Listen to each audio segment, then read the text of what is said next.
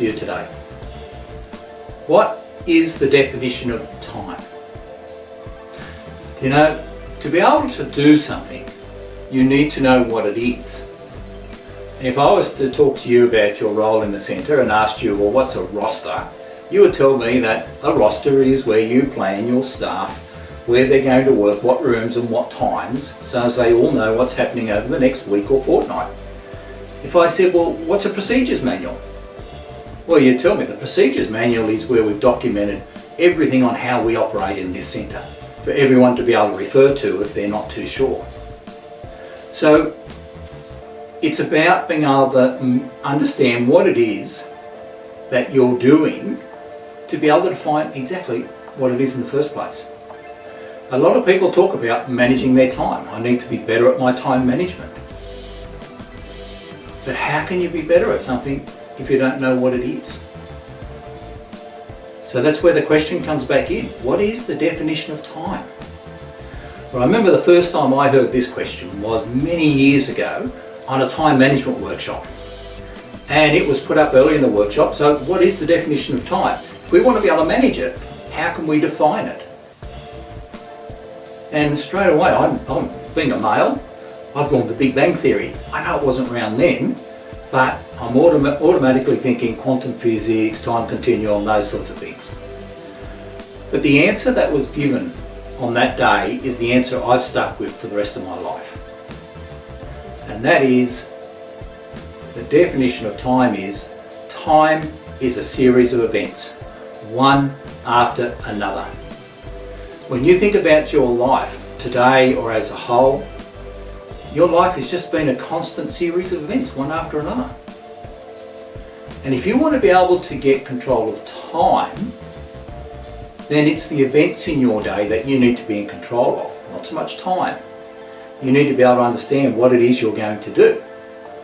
And if you want to have some success in your centre, in your business, in your life as a whole, then the way to do that is to make sure that the events that are dedicated to actually achieving that success are targeted as the most important events that you've got to do, and that you get the most important events done every day. You know, people have been living on this world for a long time, and they've always had events in their day. But it was well after man frequented the earth that the clock was invented, for you to look at and count the seconds and hours and that. But man was here well before that, and the events were here. So how do you get control of your day if time is a series of events one after another? Well, the key is you need to start with the process of your planning. Remember, to start with creating the why you do what you do, having a vision of what you're going to achieve, developing the goals around that vision, then creating the action plans to achieve that vision. That's how we do it. And then the next steps are where the clock come into play. You have to have your plan first, and then the clock comes into it, and that's where you plan in the events into your week and the events into your day. That's the time management side of it. You know, most people can do that, and you all know that. You have your to-do list, you prioritise it, but then you come into the office, and all of a sudden you look at your list and you turn around and say, well, I know that's the one I've got to get done,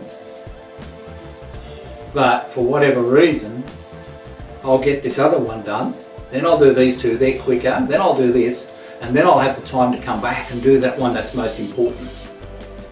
And then what happens? The day happens, doesn't it? The interruptions start coming in, the distractions that stop you from getting things done on your list, and you've already now procrastinated and put the job off, and it's now 5:30 and it's still not done. So the key here is important tasks must get done first. You know, there's plenty of reasons you can put off doing them. Oh, it's too hard to do. Oh, they take too long to do. Oh, it's a difficult job. I don't like doing them. All the reasons and excuses in the world. But the simple fact is, if you want to achieve and get better at managing and planning your day, then you need to make sure those important ones are done first, not later. You know, those first two parts are easy. The planning and their time management, setting it, they're the easy bits. But as you know, the hard bits are actually getting the activities done on your list. That's the hard bit, because of those interactions and those distractions in your day.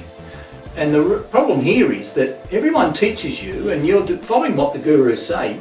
They teach you how to plan and how to set it up and everything, but they don't teach you how to actually get control of your day so as you can get the things done. And that's what we do.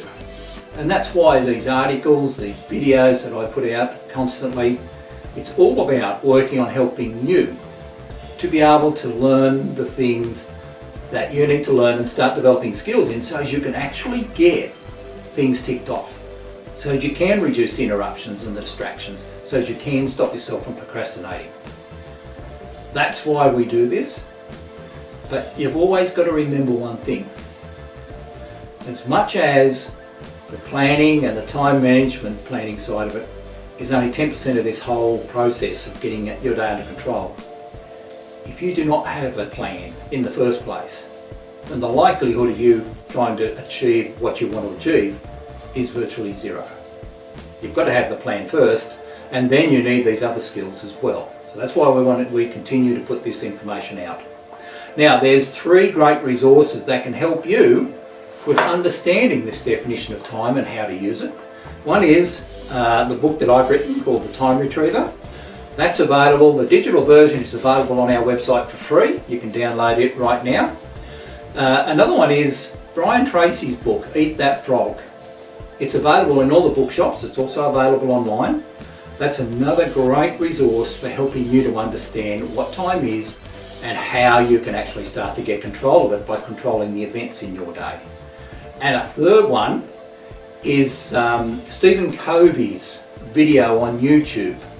It's called Do the Big Rocks First.